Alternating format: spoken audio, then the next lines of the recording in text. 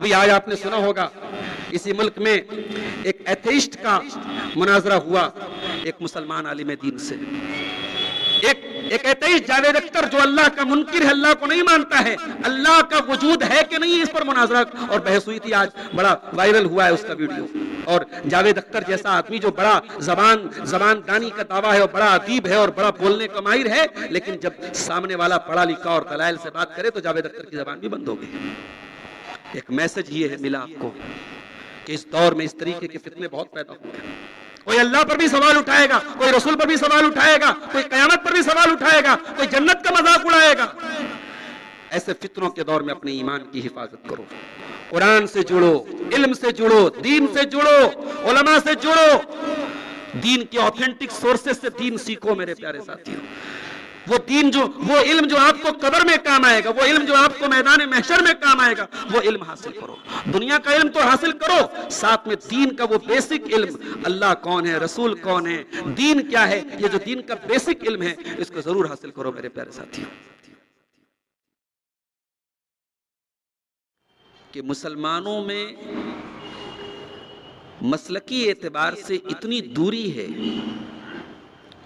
کہ ہم ایک دوسرے کی مسجدوں میں جانا بھی پسند نہیں کرتے, بلکہ بعض جگہ تو اتنی جہالت ہے کہ اگر ایک مسلک کا مسلمان دوسرے مسلک کی مسجد میں چلا جائے تو ایسے بھی واقعات ہوئے ہیں کہ اس کے ساتھ غلط سلوک ہوا ہے, اس کو بھگایا گیا ہے, مسجد کو دھلا گیا ہے, وغیرہ وغیرہ.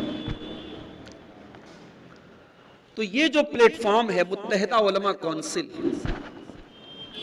سب سے پہلا سوال تو یہی ہے کہ اس طریقے کی کسی تنظیم کو بنایا کیوں گیا, اس کی ضرورت کیوں پڑی, اور کیا ضرورت تھی کہ یہ تمام مسلک کے علماء ایک پلیٹ فارم پہ جمع ہوں. اور کبھی اہل تشیع کی مسجد میں پروگرام ہو رہا ہے, کبھی اہل حدیث کی مسجد میں ہو رہا ہے, کبھی دیوبندی مسلک کی مسجد میں ہو رہا ہے, کبھی بریلوی مسلک کی مسجد میں ہو رہا ہے. یہ مختلف مسالک کی مسجدوں میں یہ پروگرام کیوں ہو رہے ہیں اور یہ تنظیم کیوں بنی ہے, یہ تو بڑے بڑے سوال ہیں. میں ان دونوں سوالوں کا جواب دے کے بات آگے بڑھاتا ہوں. ہندوستان کے حالات آپ بہت اچھی طریقے سے دیکھ رہے ہیں. ہمارے جان و مال, ہماری عزت و آبرو, ہمارے کاروبار, ہماری مساجد, ہمارے اوقاف, سب پر آج خطرے کے بادل منڈلا رہے ہیں. اور ہمارا دشمن جب ہمیں ٹارگٹ کرتا ہے تو وہ یہ دیکھ کے ٹارگٹ نہیں کرتا ہے کہ تو سنی ہے کہ شیعہ ہے. اس کی نظر میں تو ہم سب مسلمان ہیں. تو کیا اس بات کی ضرورت نہیں تھی کہ دنیا کی چھوٹی چھوٹی کمیونٹیز اپنی بات کو کہیں رکھنے کے لیے ان کا ایک پلیٹ فارم ہوتا ہے. مسلمان اس ملک میں اتنی بڑی کمیونٹی ہے, اگرچہ ہم اپنے آپ کو اقلیت بولتے ہیں, الپ سنکھیک بولتے ہیں, لیکن صحیح معنوں میں اگر پوچھا جائے تو ہم دوسری بڑی میجورٹی ہیں. اگر سوچنے کا نظریہ بدل دیا جائے, زاویہ بدل دیا جائے, تو ہم اپنے آپ کو اقلیت کہنا بند کر دیں. اس ملک میں ہم کوئی 10-20 لاکھ نہیں ہیں, کروڑوں کی تعداد میں. اس ملک میں دوسری بڑی اکثریت ہم ہیں, دوسری بڑی میجورٹی ہم ہیں. کیا ہماری کوئی ایسی آواز نہیں ہونی چاہیے کہ کوئی ہمارے متعلق کوئی معاملہ آ جائے تو ہم میڈیا کے سامنے کہہ سکے بھئی یہ ہماری اجتماعی آواز ہے.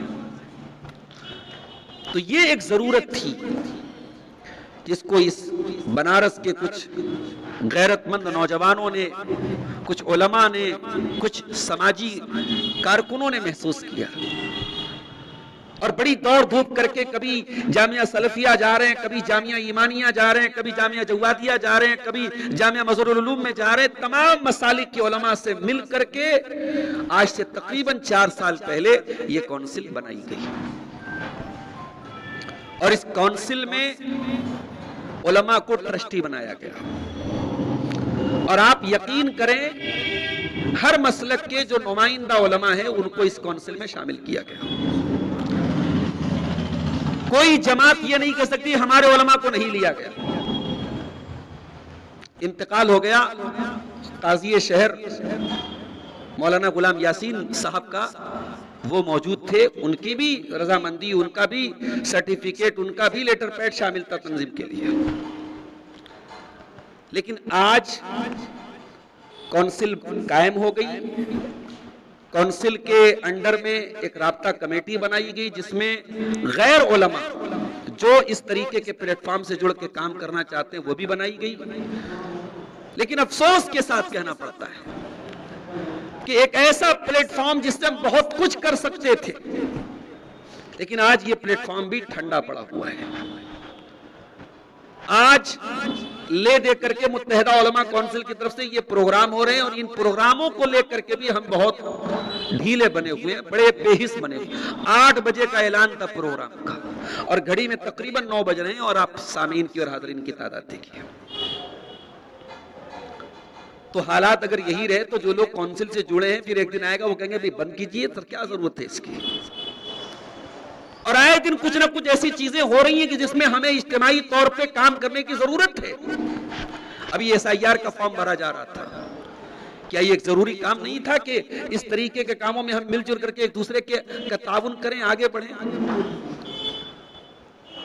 آپ کی شہریت، آپ کی سٹیزن شپ، آپ کا وجود خطرے میں ہے، اور آپ صاحب ابھی سمجھ ہی نہیں پا رہے کہ آپ کہاں ہیں، آپ کنویں کے میڈک بنے ہوئے ہیں. تو متحدہ علماء کونسل یہ ایک اجتماعی پلیٹ فارم ہے میرے پیارے ساتھیوں، جس سے ہم سب کو جڑ کر کے ملی مسائل کو حل کرنے کی کوشش کرنا ہے. اس لیے یہ تنظیم بنائی گئی ہے. یہاں ایک بات کی وضاحت میں یہ بھی کر دوں، یہ تنظیم جب بنائی گئی علماء کا مشورہ اس میں شامل تھا. اس میں ایک بات یہ بھی آئی ہے تو کوئی آپ سے یہ نہیں کہہ رہا ہے کہ آپ اپنے مسلک سے دستبردار ہو جائیں، اپنے عقائد سے دستبردار ہو جائیں. یہ کونسل آپ کے عقائد سے بحث ہی نہیں کرے گی، آپ کے مسائل پر گفتگو ہی نہیں کرے گی. مسائل پر گفتگو کرنے کے لیے ہر جماعت کے اپنے علماء ہیں، وہ بات کریں گے، آپ کو آپ کی رہنمائی کریں گے. یہ کونسل بنائی گئی ہے ملی مسائل کے لیے، جو ساری امت کے مشترکہ مسائل ہیں، کمبائنڈ مسائل ہیں. تو یہ پہلے سوال کا جواب تھا، یہ کونسل کیوں بنائی گئی. اب اس کونسل کی طرف سے یہ جلسے کیوں ہو رہے ہیں؟ سماج میں بہت ساری برائیاں ہیں جو صرف اہل تشیع کے یہاں نہیں ہیں، جو صرف اہل دیوبند کے یہاں نہیں ہے، جو صرف اہل حدیث کے یہاں نہیں ہے، جو صرف بریلوی بھائیوں کے یہاں نہیں ہے. وہ پورے سماج کی برائیاں ہیں. پورے مسلمان سماج کا ہر مسلمان آج بہت ساری برائیوں میں لپت ہے. نشے کا بازار گرم ہے تو کوئی مسلک کی بنیاد پہ نشہ نہیں کر رہا ہے. اسی گولگڈہ پہ شراب کا اڈا قائم ہے تو ایسا نہیں کہ وہاں ایک مسلک کا مسلمان جا رہا ہے دوسرے مسلک کا مسلمان نہیں جا رہا ہے. اذان کی آوازیں آ رہی ہیں، مسجدوں سے لوگ دور ہیں تو ایسا نہیں کہ ایک مسلک کا مسلمان بڑا نمازی ہے دوسرے مسلک کا مسلمان نمازی نہیں ہے. شادی بیاہ میں پائی جانے والی رسموں نے آج جو جینا حرام کر کے رکھا ہے، اس کا تعلق کسی ایک مسلک سے نہیں ہے میرے پیارے ساتھی. تو یہ وہ چیز تھی کہ جو سماج میں پائی جانے والی مشترکہ برائیاں ہیں، کامن ایشوز ہیں، ان پر بات کی جائے، ان پر لوگوں کی رہنمائی کی جائے اور اس طریقے کے جلسے رکھے جائیں. اور آج کا یہ پروگرام اسی سلسلے کی ایک کڑی ہے. میں نے آپ کے سامنے خطبہ مسنونہ کے بعد سورہ آل عمران کی آیت نمبر 103 پڑھی ہے. بہت مشہور آیت ہے، اور یہ وہ آیت ہے جسے ہم کہہ سکتے ہیں کہ امت کو ایک دھاگے میں پیرونے کے لیے یہ آیت حکم بھی دے رہی ہے، ہمیں طریقہ بھی بتا رہی ہے. وَاعْتَصِمُوا بِحَبْلِ اللَّهِ جَمِيعًا، اللہ کی رسی کو مل کر کے تھام لو. اللہ نے رسی کہا ہے، اور رسی جو ہوتی ہے وہ مل کر کے ہی تھامی جاتی ہے. اگر کوئی بہت بڑی چیز ڈوب رہی ہو، اس کو بچانے کے لیے کوئی ایک آدمی رسی پکڑ کے کھینچے تو کام نہیں چلے گا، پوری کمیونٹی کو ملنا پڑے گا. اسی لیے اللہ نے جمیعہ کا لفظ استعمال کیا، اللہ کی رسی کو مل کر کے تھامو. اور اللہ کی رسی کیا ہے؟ رسی وہ ہوتی ہے جو اوپر سے آتی ہے. اللہ کی رسی اوپر سے آئی ہے، وہ کتاب اللہ اور سنت رسول اللہ صلی اللہ علیہ وسلم ہے. اللہ کے دین کو تھام لو، قرآن و سنت کو تھام لو، اللہ کی شریعت کو تھام لو. اور اکیلے اکیلے نہیں، جمیعاں مل کر کے تھام لو۔ وَلَا تَفَرَّقُوا، اور آپس میں تفرقہ نہ کرو، آپس میں فرقوں میں نہ بٹو، گروہوں میں نہ بٹو۔ وَاذْكُرُوا نِعْمَتَ اللَّهِ عَلَيْكُمْ، اور یاد کرو اللہ تعالیٰ کی نعمت کو، اِذْ كُنْتُمْ أَعْدَاءً، جب تم ایک دوسرے کے دشمن تھے۔ فَأَلَّفَ بَيْنَ قُلُوبِكُمْ، تو اللہ نے تمہارے دلوں میں ایک دوسرے کی الفت پیدا کر دی۔ فَأَصْبَحْتُمْ بِنِعْمَتِهِ إِخْوَانًا، اور تم ایک دوسرے کے بھائی بھائی بن گئے۔ عرب کی سرزمین پر محمد عربی صلی اللہ علیہ وسلم جب آئے تو ایسا نہیں کہ دلوں میں بہت ایک دوسرے کی الفت اور محبت تھی، چھوٹی چھوٹی باتوں پر عرب میں جنگیں ہو جاتی تھی، برسا برس اور نسل در نسل لڑائیاں ہوتی تھی، ایک قبیلہ دوسرے قبیلے سے لڑتا تھا، ایک خاندان دوسرے خاندان سے لڑتا تھا۔ اس ماحول میں نبی اکرم نے کلمے کی بنیاد پر اتحاد پیدا کیا تھا، اور یہ اتحاد ایسا تھا کہ ایک دوسرے کے لیے جان دینے والے بن گئے۔ مکہ کے مہاجرین جب مدینہ پہنچے، ایثار و قربانی کی وہ مثال قائم کی مدینہ کے انصار نے کہ رہتی دنیا تک وہ مثال قائم نہیں ہو سکتی۔ نبی نے نام لے لے کر کے بھائی بنایا، یہ مکہ کا مہاجر، یہ مدینہ کا انصاری، یہ آپس میں بھائی بھائی ہیں۔ نبی نے بھائی بھائی بنایا۔ آج ہماری اپنے سگے بھائی سے نہیں نپ پا رہی ہے، نہیں مسئلہ حل ہو پا رہا ہے، کہیں زمین کا جھگڑا ہے، کہیں جائیداد کا جھگڑا ہے، کہیں روپیے پیسے کا معاملہ ہے، بھائی بھائی خون کے پیاسے۔ وہاں نبی نے الگ خاندان، الگ قبیلہ، مکہ کا ماحول الگ، مدینہ کا ماحول الگ، نبی نے نام لے کے بھائی بھائی بنا دیا۔ عبد الرحمن بن عوف مکہ کے مہاجرین میں سے ہیں، سعد بن ربیع مدینہ کے انصار میں سے ہیں۔ اللہ کے پیارے نبی نے دونوں کو بھائی بھائی بنا دیا۔ عبد الرحمن بن عوف زیرو ہو کر کے آئے تھے، کچھ بھی نہیں تھا پاس میں۔ سعد بن ربیع بہت پیسے والے تھے، انہوں نے کہا ہے میرے بھائی عبد الرحمن، میں بہت مال والا ہوں، آ جاؤ، اقسم لک مالی نصفین، اپنے مال کے 2 حصے کر دیتا ہوں، آدھا تم لے لو، آدھا میں لے لیتا ہوں۔ آ جاؤ، اپنی زمینیں تم کو آدھی دے دیتا ہوں، اپنے کھجوروں کے باغات تم کو دے دیتا ہوں۔ میری 4 بیویاں ہیں، تمہاری ابھی شادی بھی نہیں ہوئی ہے، نئے شہر میں تمہیں گھر بسانا بھی ہے، کسی ایک بیوی سے تم پسند کر لو، میں طلاق دے دیتا ہوں، عدت کے بعد تم نکاح کر لینا۔ یہ پیشکش کر دی، مگر عبد الرحمن بن عوف بھی خوددار تھے، عزت نفس تھی ان کے اندر۔ کہ بارک اللہ لک فی اہلک و مالک، اے میرے بھائی سعد بن ربیع، اللہ تیرے مال میں برکت دے، تیرے اہل و عیال میں برکت دے، مجھے تیرا مال نہیں چاہیے، میں تاجر آدمی ہوں، بزنس مین آدمی ہوں، مجھے بازار کا پتہ بتا دو۔ یہ قربانی، ایثار و قربانی کی مثال صحابہ نے پیش کی۔ اللہ وہی مثال ہمیں یاد دلا رہا ہے۔ وَاذْكُرُوا نِعْمَتَ اللَّهِ عَلَيْكُمْ إِذْ كُنْتُمْ أَعْدَاءً فَأَلَّفَ بَيْنَ قُلُوبِكُمْ، اے میرے بندو تم یاد کرو، تم ایک دوسرے کے دشمن تھے، اللہ نے اپنے نبی کو بھیج کر تمہیں ملا دیا۔ فَأَصْبَحْتُمْ بِنِعْمَتِهِ إِخْوَانًا، تم بھائی بھائی بن گئے۔ وَكُنْتُمْ عَلَى شَفَا حُفْرَةٍ مِّنَ النَّارِ، تم جہنم کے گڑھے کے کنارے تھے۔ فَأَنْقَذَكُم مِّنْهَا، اللہ نے جہنم کے گڑھے سے تم کو بچا لیا، اپنے پیارے رسول کو بھیج کر، اپنے نبی کو بھیج کر تمہیں توحید کے راستے پہ لا دیا، تمہیں شرک سے بچا لیا، تمہیں جہنم سے بچا لیا۔ تو قرآن کی آیت ہمیں اتحاد کا درس دے رہی ہے میرے پیارے ساتھیوں۔ آج کا مسلمان مختلف تقسیموں میں بٹا ہوا ہے، کہیں مسلک کے نام پہ بٹا ہے، کہیں ذات اور برادری کے نام پہ بھی بٹا ہے۔ میں اشراف میں سے ہوں، یہ رذیل ہے، یہ چھوٹی قوم ہے، میں بڑی قوم ہوں۔ مغل سرائے کے ایک علاقے میں گیا، صاحب یہ نائیوں کی مسجد ہے۔ دلی میں ایک جگہ گیا، یہ قریشیوں کی مسجد ہے۔ اللہ کی مسجد کہاں گئی میرے بھائی؟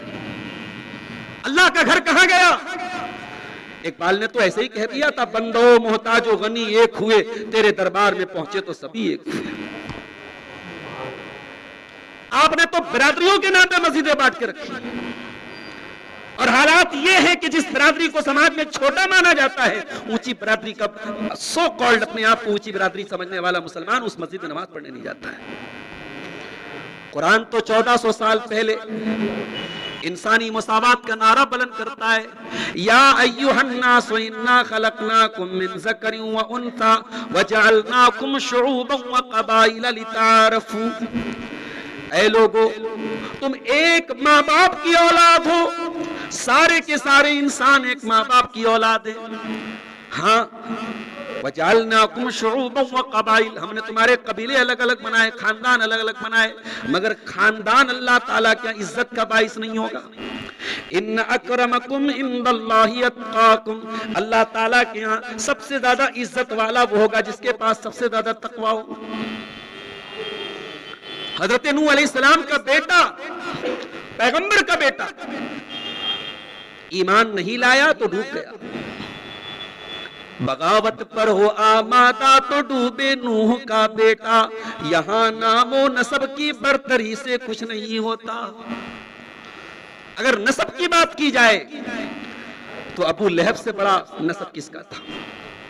عبد المطلب کا بیٹا ہے، ہاشم کا پوتا ہے، خوبصورت بھی ہے، اس کا نام ابو لہب اسی لیے پڑا، بہت خوبصورت تھا، انگارے کے جیسا چمکتا تھا، لیکن اللہ کے دین کی راہ میں رکاوٹ بنا، محمد رسول اللہ صلی اللہ علیہ وسلم کی راہ میں رکاوٹ بنا تو قیامت تک کے لیے اس کا نام لعنت کا حقدار بن گیا، اور قرآن جب تک پڑھا جاتا رہے گا ابو لہب پر لعنت ہوتی رہے گی، تبت یدا ابی لہب وتب ما اغنی عنہ مالہ وما کسب۔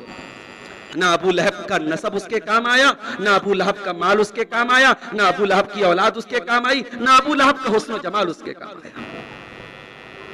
تو میرے عزیزو، انسانی مساوات کا نعرہ تو 1400 سال پہلے قرآن نے بلند کیا ہے، اور آج اسی اسلام کا ماننے والا، اسی قرآن کا ماننے والا ذات اور برادری کے نام پہ اونچ اور نیچ کی تفریق کر رہا ہے۔ اور یہ بات یاد رکھیے، اتحاد اللہ کی بہت عظیم نعمت ہے، اور مسلمان جب تک متحد تھے، ایسا نہیں کہ صحابہ کرام کے درمیان اختلاف نہیں ہوئی، لیکن اختلاف کے باوجود ملی مفاد کے لیے صحابہ کرام ہمیشہ ایک رہے، اور اختلاف میں بھی ان کے اختلافات ذاتی مفادات کے لیے نہیں ہوتے تھے، وہ اختلاف بھی اگر کرتے تھے تو قرآن و سنت کی روشنی میں اس کو حل کرنے کا گٹس بھی رکھتے تھے۔ ان کے درمیان اختلافات ہوئے، لیکن جب سولیوشن پیش کیا گیا انہوں نے فوراً تسلیم کیا۔ بہت سارے واقعات ملتے ہیں، نبی اکرم صلی اللہ علیہ وسلم کے انتقال کے بعد آپ کو کہاں دفن کیا جائے اس پر بھی اختلاف ہوا۔ حضرت عائشہ رضی اللہ تعالیٰ عنہ نے حدیث رسول پڑھ کے سنا دی کہ رسول اکرم کا فرمان میں نے سنا ہے کہ جہاں نبی کا انتقال ہوتا ہے وہیں نبی کو دفن کیا جاتا ہے۔ اختلاف ختم ہو گیا۔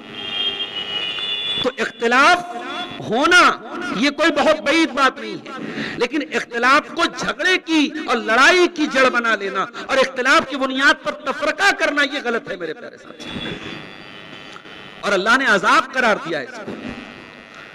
اختلاف کبھی رحمت نہیں ہو سکتا، تفرقہ کبھی رحمت نہیں ہو سکتا، تفرقہ اور آپس میں بٹنا اور امت کا آپس میں لڑنا یہ عذاب ہے اللہ کا۔ قل هو القادر على ان يبعث عليكم عذابا من فوقكم او من تحت ارجلكم او يلبسكم شيعا، اے نبی آپ فرما دیجئے اللہ اس بات پر بھی قادر ہے تم پر آسمان سے کوئی عذاب بھیج دے، تم پر زمین سے کوئی عذاب بھیج دے، او يلبسكم شيعا ويذيق بعضكم بعض بعض، اور اللہ تعالیٰ اس بات پر بھی قادر ہے کہ تم کو آپس میں گروہوں کی شکل میں آپس میں لڑا دے، تم ایک دوسرے سے لڑنے لگو۔ تو یہ اللہ کے عذاب کی ایک شکل ہے، اور اسی لیے اللہ کے پیارے نبی صلی اللہ علیہ وسلم نے مختلف حدیثوں میں امت کو اتحاد کا درس دیا ہے۔ نبی کی حیات مبارکہ میں ایک مرتبہ ایسا ہوا، مکہ کے مہاجرین اور مدینہ کے انصار میں ایک چھوٹی سی بات پہ جھگڑا ہو گیا، اور پہلی مرتبہ ایسا ہوا کہ مہاجرین نے اپنی جماعت کو پکارا یا معاشر المہاجرین، انصار نے اپنی جماعت کو پکارا یا معاشر الانصار۔ اللہ کے نبی نے بڑا خطرناک لفظ استعمال کیا، آپ نے کہا دعوہا فإنہا منتنا، خبردار آج یہ لفظ استعمال کیا، آئندہ کبھی مت استعمال کرنا، یہ بدبودار چیز ہے، یہ گندی چیز ہے، کبھی یہ اپنی قوم کے نام پہ، اپنی برادری کے نام پہ، اپنے خاندان کے نام پہ لوگوں کو اکٹھا کرنے کا کام مت کرنا۔ جنگ حنین سے اللہ کے نبی جب واپس آئے تو جو مال غنیمت آیا تھا، اس وقت جو نئے نئے اسلام جن لوگوں نے قبول کیا تھا، نبی اکرم نے وہ سارا مال غنیمت لوگوں کو تقسیم کر دیا۔ مدینہ کے انصار جو جنگ میں پیش تھے، انہیں یہ محسوس ہوا کہ ہمارے ساتھ کچھ ناانصافی ہو رہی ہے، ہمیں مال ملنا چاہیے، ہماری تلواریں دشمن کے خون سے رنگین ہیں اور ہمیں مال نہیں مل رہا ہے، اور جو ابھی نئے نئے اسلام لائے ہیں جو پوری زندگی دشمن رہے ان کو مال مل رہا ہے۔ تو یہ شکوہ کیا بعض صحابہ کرام نے، آپس میں کیا، نبی سے نہیں کیا، آپس میں کیا۔ بات اڑتے اڑتے جناب محمد رسول اللہ صلی اللہ علیہ وسلم کے کانوں تک پہنچی۔ آپ نے انصار کو جمع کیا، ایک خیمے کے نیچے انصار جمع ہوئے، اللہ کے پیارے نبی نے انصار کے سامنے خطبہ دیا، اور واللہ ایک عام مسلمان بھی اس خطبے کو آج پڑھتا ہے تو آنکھوں سے آنسو آ جاتے ہیں، اور آپ سوچئے کہ زمان رسالت سے جب وہ خطبہ نکلا ہوگا اور سامنے صحابہ کرام نے وہ خطبہ سنا ہوگا تو کیا کیفیت ہوگی۔ آپ نے فرمایا اے انصار، کیا ایسا نہیں ہے کہ تم گمراہ تھے، اللہ نے میرے ذریعے تم کو ہدایت دی؟ کیا ایسا نہیں ہے کہ تم غریب تھے، اللہ نے میرے ذریعے تم کو مالدار بنایا؟ الستم متفرقین فجمعکم اللہ بی، تم آپس میں ایک دوسرے سے لڑا کرتے تھے، اللہ نے میرے ذریعے تم کو متحد کر دیا۔ انصار صحابہ کرام سر اٹھا اٹھا کے کہتے تھے ہاں اللہ کے نبی بالکل صحیح فرما رہے ہیں۔ آپ نے فرمایا اے انصار، کیا تم نہیں چاہتے ہو کہ لوگ جب اپنے گھروں کو جائیں تو بھیڑ اور بکری لے کے جائیں، اونٹ لے کے جائیں، درہم لے کے جائیں، دینار لے کے جائیں، اور جب تم مدینہ جاؤ تو اللہ کے رسول کو اپنے ساتھ لے کے جاؤ، تم اتنی بڑی دولت کو اپنے ساتھ لے کے جاؤ؟ اے انصار، لولا الہجرت لکنتم رام من الانصار، اگر ہجرت نہ ہوتی تو میں بھی انصار میں سے ہوتا۔ الانصار الناس دثار والانصار شعار، باقی لوگ تو اوپر کے کپڑے کی طرح ہیں، لیکن انصار تم میرے اندر کے جو جسم سے لگا ہوتا ہے اس کپڑے کی طرح ہو تم۔ پھر آپ نے دعا کی اللہم ارحم الانصار، اے اللہ انصار پر رحم فرما، ان کے بچوں پر رحم فرما۔ اور نبی نے جب یہ دعائیں کی ہیں پورا انصار کا مجمع رو رہا تھا، سب کی داڑھی آنسوں سے تر ہو گئی میرے پیارے ساتھی۔ تو شکوے کبھی ان کے دلوں میں بھی پیدا ہوئے، لیکن ہاں وہ آپس میں لڑے نہیں، کیونکہ نبی نے ان کو درس دیا تھا اتحاد کا۔ نبی نے فرمایا المومن للمومن کالبنیان یشد بعضہ بعضا، مومن مومن کے لیے ایک عمارت کی طرح ہوتا ہے، ایک بلڈنگ بنتی ہے، اس بلڈنگ کا ہر میٹیریل دوسرے میٹیریل کو طاقت دیتا ہے، اس امت کا ہر مسلمان دوسرے مسلمان کو طاقت دے۔ آپ ہندوستان کے ایک چھوٹے سے شہر بنارس میں رہتے ہیں، تو شہر غزہ میں اگر مسلمان پر ظلم ہو رہا ہے تو آپ یہ نہ سوچیں کہ وہ تو دوسرے ملک کا میٹر ہے، آپ کچھ نہیں کر سکتے، آپ اپنی دعاؤں میں ان کو یاد کر لیں، ان کے دکھ کو اپنا دکھ سمجھے، ان کی تکلیف کو اپنی تکلیف سمجھے، ان کے اوپر آنے والی مصیبت کو اپنی مصیبت سمجھے، ان کے یتیم ہونے والے بچوں میں اپنے بچوں کو تلاش کریں، ان کی بیوہ ہونے والی عورتوں میں اپنے گھر کا درد محسوس کریں۔ نبی نے فرمایا مومن مومن کے لیے عمارت کی طرح ہے، یشد بعضہ بعضا، جیسے عمارت کا ایک حصہ دوسرے حصے کو طاقت دیتا ہے۔ ایک اور حدیث میں اللہ کے پیارے نبی صلی اللہ علیہ وسلم فرمایا مثل المؤمنین فی توادہم وتعاطفہم وتراحمہم کمثل الجسد الواحد اذ اشتکا منہ عضو تداعی لہ سائر الجسد بالسہر والحمى۔ اللہ اکبر، نبی مثال دے تو نبی سے بہترین مثال کون دے سکتا ہے؟ فرمایا اے مسلمانوں، تمہاری آپس کی ہمدردی، محبت اور پیار اور رفاقت کی مثال ایسی ہو جیسے انسان کا جسم ہوتا ہے، جیسے ہیومن باڈی ہوتی ہے، مانو شریر ہوتا ہے، انسان کے بدن میں کہیں ایک حصے میں تکلیف ہو پورا بدن بے چین ہو جاتا ہے۔ آپ کے پاؤں میں کانٹا چبھتا ہے، آنسو آنکھ سے بہتے ہیں، پورا بدن کنیکٹڈ ہے، جڑا ہے۔ اے مسلمانوں، تم آپس میں اتنے جڑے رہو۔ میرے پیارے ساتھیوں، اگر ایک چھوٹی سی تنظیم بنی ہے اور آپ کے شہر کے مسلمانوں کو جوڑنے کے لیے بنی ہے، اور وہ بھی اگر آپ کو اتحاد کا درس نہیں دے پا رہی ہے تو پھر ہم کس بات کا انتظار کریں؟ پھر تو ہم تو قیامت کا انتظار کر رہے ہیں۔ تب تو اللہ کے واسطے میرے بھائیوں اتحاد پیدا کیجیے۔ فرد قائم ربط ملت سے ہے تنہا کچھ نہیں، موج ہے دریا میں اور بیرون دریا کچھ نہیں۔ جب تک آپ ملت کا درد اپنے دل میں نہیں پیدا کریں گے، جب تک آپ کے اندر امت کا درد، آپ کے نبی اسی درد کو لے کر جیتے تھے۔ کل جمعہ کا دن آپ نے سورہ کہف پڑھی ہوگی، جمعہ کے دن پڑھنی چاہیے سورہ کہف۔ سورہ کہف میں آپ نے یہ آیت پڑھی ہوگی، اللہ اپنے رسول سے کہتا ہے فَلَعَلَّكَ بَاخِعٌ نَفْسَكَ عَلَىٰ آثَارِهِمْ إِن لَّمْ يُؤْمِنُوا بِهَٰذَا الْحَدِيثِ أَسَفًا۔ اے نبی، آپ لوگوں کے ایمان لانے کی چنتا میں اتنا پریشان ہوتے ہیں، کہیں آپ اپنے آپ کو ہلاک نہ کر دیں، اپنے آپ کو ختم نہ کر دیں۔ نبی کو چنتا اس بات کی، فکر اس بات کی، ٹینشن اس بات کی، لوگ ایمان کیسے لے آئے؟ یہ چنتا آپ کے اندر کیوں نہیں ہے؟ آپ کے پاس توحید ہے، آپ کے پاس ایمان ہے، آپ کے پاس قرآن ہے، یہ قرآن دوسروں تک کیسے پہنچے، یہ توحید دوسروں تک کیسے پہنچے، یہ درد آپ کے اندر ہونا چاہیے میرے پیارے ساتھیوں۔ آج تو صاحب ہم نے فتوے دے کے رکھے، فلاں سے ہاتھ ملایا تو نکاح ٹوٹ جائے گا، فلاں سے سلام کر دیا تو اسلام سے خارج ہو جاؤ گے، ہم نے تو یہ فتوے دے کے رکھے۔ نبی نے فرمایا حق المسلم علی المسلم ست، مسلمان کا مسلمان پر 6 حق ہے۔ یہ بھائی کا بھائی پر حق نہیں بتایا جا رہا ہے، یہ پڑوسی کا پڑوسی پر نہیں بتایا، یہ ایک مسلمان کا دوسرے مسلمان پر حق ہے۔ اگر آپ کی ڈکشنری میں اگر صرف آپ اپنے آپ کو مسلمان سمجھتے تو بات الگ ہے، لیکن اگر آپ دوسرے کو بھی مسلمان سمجھتے ہیں، چاہے بگڑا ہوا مسلمان ہی مان لو، چاہے اپنے عقیدے کے سے کمزور عقیدے والا مسلمان مان لو، اپنے سے کمزور ایمان، اگر مسلمان مانتے ہو تو نبی کی یہ حدیث سن لو، نبی نے فرمایا مسلمان کا مسلمان پر 6 حق ہے۔ پہلا حق کیا ہے؟ اذا لقیتہ فسلم علیہ، جب مسلمان سے ملاقات ہو تو سلام کرو۔ جو گریٹنگ کا طریقہ اسلام کا ہے، دنیا میں اس طریقے کی نظیر نہیں ہے۔ دنیا کے اور مذاہب میں good morning, good evening, good night, کہیں ان کے معبودوں کا نام لے کے پکارا جا رہا ہے، اسلام میں السلام علیکم ورحمت اللہ وبرکاتہ کہہ کے پکارا جاتا ہے۔ سلامتی کی دعا ہے، رحمت کی دعا ہے، برکت کی دعا ہے۔ ارے دشمنی کی آدھی برف تو اسی پر پگھل جائے گی۔ سامنے اگر مسلمان مل گیا، جتنا بھی کٹر دشمن ہے، سلام کر دیا آپ نے تو دشمنی کی برف تو یہی پگھل گئی۔ آپ نے رحمت کی دعائیں کر دی، آپ نے سلامتی کی دعائیں کر دی، آپ نے برکت کی دعائیں کر دی۔ نبی نے فرمایا پہلا حق ہے ملاقات ہو تو سلام کرو۔ دوسرا حق کیا ہے؟ وَإِذَا اسْتَنصَحَكَ فَانصَحْ لَهُ، مسلمان آپ سے مشورہ مانگے، نصیحت مانگے تو صحیح مشورہ دو، غلط رائے مت دو، غلط مشورہ مت دو، اس کی خیر خواہی، اس کی بھلائی چاہو۔ اور تیسرا حق کیا ہے؟ وَإِذَا دَعَاكَ فَأَجِبْهُ، مسلمان آپ کو دعوت دے تو دعوت قبول کرو۔ چوتھا حق کیا ہے؟ وَإِذَا عَطِسَ فَحَمِدَ اللَّهَ فَشَمِّتْهُ، اگر آپ کا مسلمان بھائی آپ کے سامنے چھینکے اور چھینک کر کے الحمدللہ پڑھے تو آپ کو یرحمک اللہ۔ اور پانچواں حق کیا ہے؟ وَإِذَا مَرِضَ فَعُدْهُ، آپ کا مسلمان بھائی بیمار ہو جائے اس کی عیادت کرو۔ اور چھٹا حق کیا ہے؟ وَإِذَا مَاتَ فَاتَّبِعْهُ، انتقال ہو جائے تو اس کی جنازے میں شرکت کرو۔ یہ 6 حق ہے مسلمان کا دوسرے مسلمان۔ ہمارے یہاں یہ تمام چیزیں غائب ہو رہی ہیں میرے پیارے ساتھی، یہ مسلمانوں کے آپسی حقوق غائب ہو رہے ہیں، ایک دوسرے پر الزام تراشی کا ماحول بنا ہے، ایک دوسرے کی خیر خواہی کا ماحول نہیں ہے۔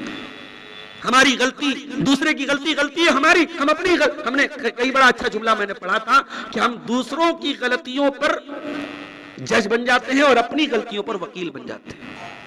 ہم اپنی غلطیوں پر وکیل بن جاتے ہیں، دوسروں کی غلطیوں پر جج بن جاتے ہیں۔ ایسا کیوں کرتے ہیں میرے بھائی؟ آپ دیکھیے صحابہ کرام کے اندر کتنا بڑا دل تھا ان کے پاس۔ حضرت عائشہ رضی اللہ تعالیٰ عنہ پر جھوٹی تہمت لگائی منافقوں نے، منافقوں کے ساتھ اس تہمت لگانے میں 3 نیک دل والے، سچے ایمان والے 3 لوگ بھی شامل ہو گئے۔ بہت مشہور واقعہ ہے، ہمارے یہاں سیرت کی اور حدیث کی کتابوں میں موجود ہے یہ واقعہ۔ حضرت عائشہ پر جو جھوٹا الزام لگا، منافقوں کے ساتھ 3 لوگ اس میں شامل ہو گئے۔ کون کون؟ حضرت حسان بن ثابت، اور اسی طریقے سے حضرت مصطح بن اساسہ، اور اسی طریقے سے حضرت زینب بنت جہش کی بہن تھی حمنہ بنت جہش۔ یہ 3 لوگوں کا نام آتا ہے۔ ان 3 لوگوں کو بعد میں جب قرآن کی آیتیں نازل ہوئی حضرت عائشہ کی برات میں، تو ان 3 لوگوں کو 80 کوڑے کی سزا ماری گئی، سزا دی گئی جو اسلام میں سزا ہے۔ اگر کسی عورت، پاک دامن عورت پر اگر جھوٹی تہمت لگائی جائے، بدکاری کی تہمت لگائی جائے تو 80 کوڑے کی سزا ہے۔ اب غور کیجئے گا جو پوائنٹ میں پیش کرنا چاہتا ہوں۔ حضرت ابوبکر کے ایک خالہ زاد بھائی تھے، ان کے کزن تھے، ان کا نام تھا مصطح بن اساسہ۔ حضرت ابوبکر ان کو مہینے کا خرچ دیتے تھے۔ اب ظاہر رشتہ داری بھی تھی، وہ غریب بھی تھے، مہاجرین میں سے تھے۔ جب قرآن کی آیت اتری اور 80 کوڑے مارے گئے تو ظاہر ہے ہر باپ وہی کام کرے گا جو اب حضرت ابوبکر نے کیا۔ حضرت ابوبکر نے قسم کھا کے کہا کہ اللہ کی قسم، میں آج کے بعد مصطح کے اوپر ایک پیسہ خرچ نہیں کروں گا۔ ان کی بیٹی پر غلط تہمت لگانے والوں میں مستہ شامل تھے. انہوں نے قسم کھا کے کہا کہ میں آج کے بعد ایک پیسہ خرچ نہیں کروں گا. جب سورہ نور کی آیتیں نازل ہوئی اور اللہ نے فرمایا وَلَا يَأْتَلِ أُولُو الْفَضْلِ مِنْكُمْ وَالسَّعَةِ أَن يُؤْتُوا أُولِي الْقُرْبَىٰ, جو تم میں سے اہل فضل ہیں وہ قسم نہ کھائیں کہ وہ غریبوں کو, مسکینوں کو اور اللہ کی راہ میں ہجرت کرنے والوں کو نہیں دیں گے. ایسی قسم نہ کھائیں. أَلَا تُحِبُّونَ أَن يَغْفِرَ اللَّهُ لَكُمْ, کیا تم یہ نہیں چاہتے کہ اللہ تم کو بخش دے, اللہ تم کو معاف کر دے. جب قرآن کی آیت اتری حضرت ابو بکر نے فوراً اپنی غلطی سے رجوع کیا اور روتے ہوئے کہا کہ اللہ ہم تو یہی چاہتے تو ہمیں بخش دے. اور اس کے بعد وہ جو خرچ کرتے تھے اپنے خالہ زاد بھائی پر وہ خرچ کرنے لگے. یہ کتنے بڑے کلیجے کی بات ہے کہ آپ کی بیٹی پر کوئی غلط تہمت لگائے اور آپ قرآن کے اترنے کے بعد اس پر پیسہ خرچ کریں, اس کو مہینے کا خرچ دیں. یہ کام صحابہ نے کر کے آنے والی نسلوں کو ایک مثال دیا ہے میرے پیارے ساتھیوں. حضرت علی رضی اللہ تعالیٰ ایک مرتبہ ایک میدان جنگ میں دشمن کو انہوں نے پہچانا اور قریب تھا کہ دشمن کو قتل کر دیں. دشمن نے ان کے منہ پر تھوک دیا. حضرت علی ہٹ گئے, چھوڑ دیا اس کو. کہا کہ ارے آپ تو میرے اوپر قابو پا گئے تھے, کیوں نہیں قتل کر دیا آپ نے؟ کہا کہ ابھی تک میں اللہ کے لیے لڑ رہا تھا, ابھی تک اللہ کے لیے تجھ سے قتل کرتا, اب تو نے میرے چہرے پر تھوکا ہے, اب اگر میں نے تجھے قتل کیا تو یہ ذاتی انتقام ہو جائے گا. اللہ اکبر. یہ صحابہ کرام تھے.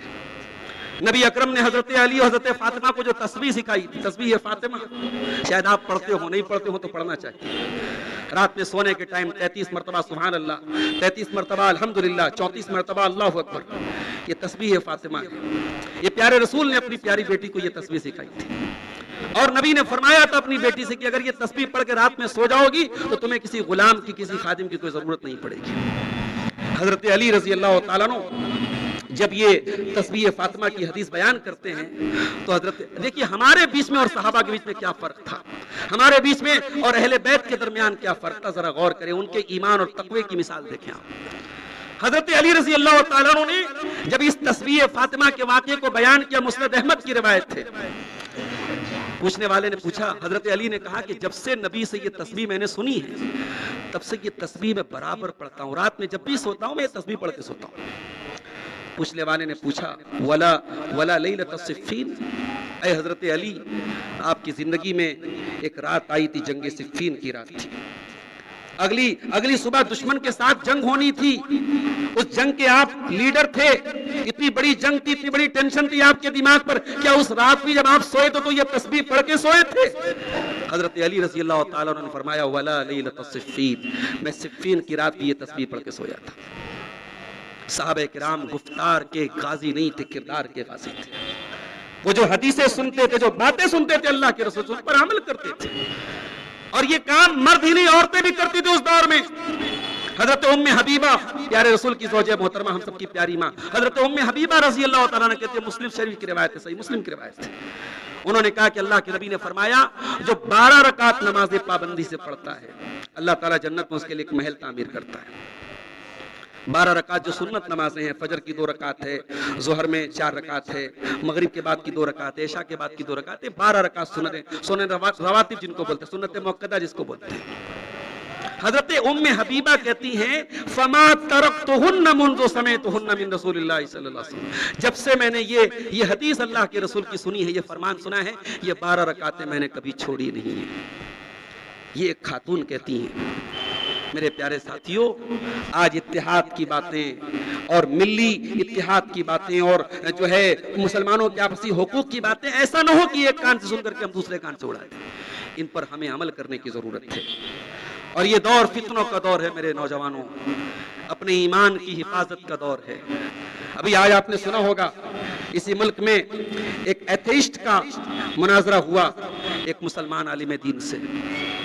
ایک ایتھیسٹ جاوید اختر جو اللہ کا منکر ہے, اللہ کو نہیں مانتا ہے, اللہ کا وجود ہے کہ نہیں, اس پر مناظرہ اور بحث ہوئی تھی. آج بڑا وائرل ہوا ہے اس کا ویڈیو. اور جاوید اختر جیسا آدمی جو بڑا زبان دانی کا دعویٰ ہے اور بڑا ادیب ہے اور بڑا بولنے کا ماہر ہے, لیکن جب سامنے والا پڑھا لکھا اور دلائل سے بات کرے تو جاوید اختر کی زبان بھی بند ہو گئی. ایک میسج یہ ہے ملا آپ کو کہ اس دور میں اس طریقے کے فتنے بہت پیدا ہوئے ہیں. کوئی اللہ پر بھی سوال اٹھائے گا, کوئی رسول پر بھی سوال اٹھائے گا, کوئی قیامت پر بھی سوال اٹھائے گا, کوئی جنت کا مذاق اڑائے گا. ایسے فتنوں کے دور میں اپنے ایمان کی حفاظت کرو، قرآن سے جڑو، علم سے جڑو، دین سے جڑو، علماء سے جڑو، دین کے آتھینٹک سورسز سے دین سیکھو میرے پیارے ساتھیوں۔ وہ علم جو آپ کو قبر میں کام آئے گا، وہ علم جو آپ کو میدان محشر میں کام آئے گا، وہ علم حاصل کرو۔ دنیا کا علم تو حاصل کرو، ساتھ میں دین کا وہ بیسک علم، اللہ کون ہے، رسول کون ہے، دین کیا ہے، یہ جو دین کا بیسک علم ہے اس کو ضرور حاصل کرو میرے پیارے ساتھیوں۔ اور آخری بات کہہ کے میں بات ختم کروں گا کہ آج متحدہ علماء کونسل کے اس پلیٹ فارم سے ایک پیغام میں یہ بھی دینا چاہتا ہوں کہ ملک کے حالات بہت اچھے نہیں ہیں میرے پیارے ساتھیوں، اور قرآن کی وہ آیت ہمارے لیے ایک سلوگن ہونی چاہیے، ان اللہ لا یغیر ما بقوم حتی یغیروا ما بانفسہم۔ خدا نے آج تک اس قوم کی حالت نہیں بدلی، نہ ہو جس کو خیال خود اپنی حالت کے بدلنے کا۔ کوئی تنظیم اگر 100 سال پہلے کی پلاننگ کر کے آج ملک کے ہر شعبے میں حاوی ہو چکی ہے تو آپ کو بھی پلاننگ کرنی پڑے گی۔ اور ہم یہ نہیں کہتے کہ آپ نفرت کا جواب نفرت سے دیں، ہمارا تو کل بھی وہی پیغام تھا اور آج بھی وہی پیغام ہے۔ ان کا جو کام ہے وہ اہل سیاست جانے، میرا پیغام محبت ہے جہاں تک پہنچے۔ نفرت کے ان پودوں کو اللہ کے رسول کے بتائے ہوئے محبت کے ہتھیار سے ہمیں ختم کرنا ہے میرے پیارے ساتھیوں۔ میرے نبی کا اخلاق کیا تھا؟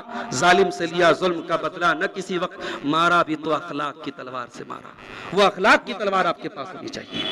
آپ اس ملک میں آپ دیکھیں آئے دن موب لنچنگ کے واقعات ہو رہے ہیں، آئے دن ظلم کے واقعات ہو رہے ہیں۔ ابھی بہار کا ایک لیٹسٹ واقعہ آپ نے دیکھا ہوگا کہ ایک مسلمان لڑکی کے چہرے سے نقاب کھینچا گیا۔ یہ سارے واقعات اسلاموفوبیا کی علامت ہیں۔ یہ واقعات یہ بتا رہے ہیں کہ ملک میں اسلام کے خلاف اور مسلمانوں کے خلاف نفرت کا ایک ماحول بنایا جا رہا ہے۔ مگر میرے پیارے ساتھیوں، ان کے باوجود یہ اللہ کا دین ہے، یہ اسلام اللہ کا دین ہے، اور یہ نور خدا ہے کفر کی حرکت پہ خندہ زن، پھونکوں سے یہ چراغ بجھایا نہ جائے گا۔ یہ اس طریقے کی حرکتیں اس دین کو نہیں مٹا پائیں گی۔ یہ دین ہے اور قیامت کی صبح تک یہ دین باقی رہے گا۔ اللہ اکبر کی صدائیں ہواؤں میں فضاؤں میں بلند ہوتی رہیں گی۔ لا الہ الا اللہ اور محمد رسول اللہ کا یہ کلمہ قیامت کی صبح تک باقی رہے گا، اور جب تک روئے زمین پر ایک آدمی بھی اللہ کا نام لینے والا ہے یہ زمین ختم نہیں ہوگی، یہ دنیا فنا نہیں ہوگی۔ اس لیے میرے پیارے ساتھیوں، ابھی ہمارے مولانا شعیب صاحب نے جو تلاوت کی تھی، جو آیت انہوں نے پڑھی تھی، ان الذین قالوا ربنا اللہ ثم استقاموا، اللہ کو اپنا رب ماننے کے بعد اس پر جم جاؤ، ڈٹ جاؤ، استقامت پیدا کرو۔ آنے والے دور میں آپ کو استقامت کی ضرورت پڑے گی۔ یاد رکھو میرے بھائیوں، آپ نے اگر استقامت کا پاٹ نہیں پڑھا اور ایمان کے راستے پر نہیں جمے رہے، آنے والا دور بڑا نازک ہے، اور آپ کے ایمان کو کبھی لالچ دے کر کے خریدا جائے گا، کبھی ڈرا دھمکا کر کے آپ کے ایمان سے آپ کو دور کرنے کی کوشش کی جائے گی۔ اور اسلام کے دشمنوں کی پلاننگ یہی ہے کہ آپ کو مرتد کر دیا جائے، آپ کو دین سے ہٹا دیا جائے۔ لیکن کامیاب وہی لوگ ہوں گے جو اس دین پر قائم رہیں گے، جو توحید پر قائم رہیں گے، جو ایمان پر قائم رہیں گے۔ اللہ سے دعا ہے رب العالمین ہمیں توحید و سنت پر قائم رہنے کی توفیق عطا فرمائے۔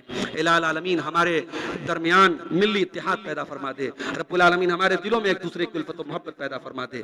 الہ العالمین ہمارے دلوں میں اپنے رسول کی، رسول کے صحابہ کی، رسول کے اہل بیت کی، اور تمام لوگوں سے جن سے محبت کا قرآن و سنت میں حکم دیا گیا ہے، ان کی سچی محبت ہمارے دلوں میں پیدا فرما دے۔ الہ العالمین ہمیں کتاب و سنت پر چلنے والا بنا دے، جب تک دنیا میں زندہ رکھے، اسلام پر زندہ رکھے، اور ہمارا خاتمہ ایمان پر ہو۔ آمین۔ وآخر دعوانا ان الحمدللہ رب العالمین، والسلام علیکم ورحمۃ اللہ وبرکاتہ۔ آہ جاتی ہے فلک پر رحم لانے کے لیے،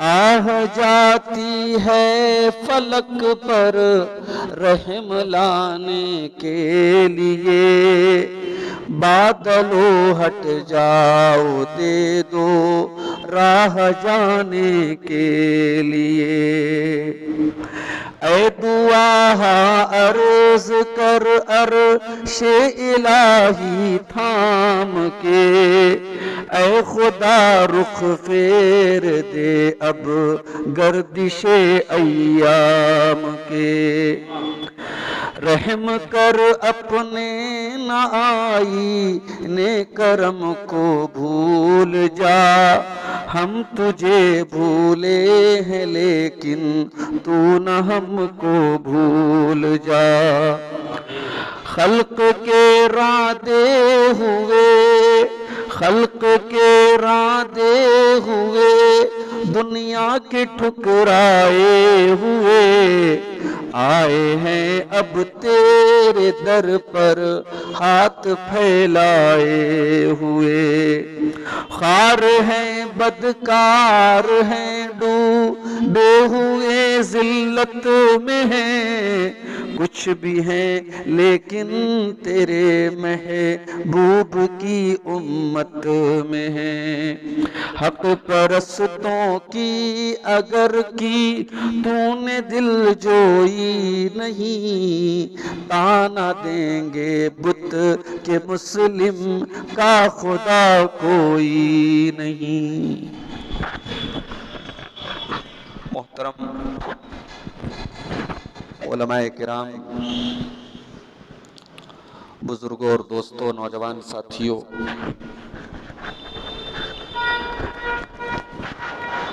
اسلامی بھائیوں، آج کا یہ پروگرام مسجد عارف کچی باغ بنارس میں متحدہ علماء کونسل جو بنارس کے مسلمانوں کی ایک اجتماعی تنظیم ہے، ایک مشترکہ پلیٹ فارم ہے، اس پلیٹ فارم کی طرف سے آج اس مسجد میں یہ پروگرام منعقد ہوا ہے۔ اور جیسا کہ آپ جانتے ہیں کہ آج جس مسجد میں یہ پروگرام ہو رہا ہے، نحمده ونستعینه ونستغفره ونعوذ بالله من شرور انفسنا ومن سیئات اعمالنا من يهده الله فلا مضل له ومن يضلل فلا هادي له وأشهد أن لا إله إلا الله وحده لا شريك له وأشهد أن محمدًا عبده ورسوله يا أيها الذين آمنوا اتقوا الله حق تقاته ولا تموتن إلا وأنتم مسلمون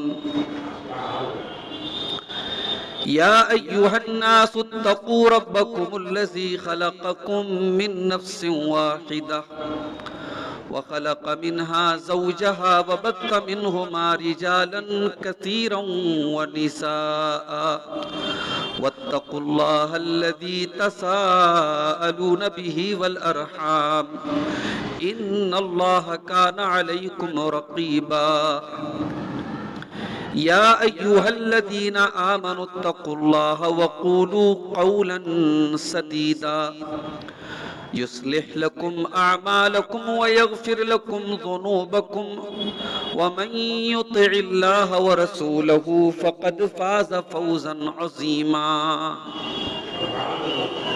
أما بعد فإن خير الحديث كتاب الله وخير الهدي هدي محمد صلى الله عليه وسلم وشر الأمور محدثاتها وكل محدثة بدعة وكل بدعة ضلالة وكل ضلالة في النار أعوذ بالله من الشيطان الرجيم بسم الله الرحمن الرحيم واعتصموا بحبل الله جميعا ولا تفرقوا واذكروا نعمة الله عليكم إذ كنتم أعداء فألف بين قلوبكم فأصبحتم بنعمته إخوانا وكنتم على شفا حفرة من النار فأنقذكم منها كذلك يبين الله لكم آياته لعلكم تهتدون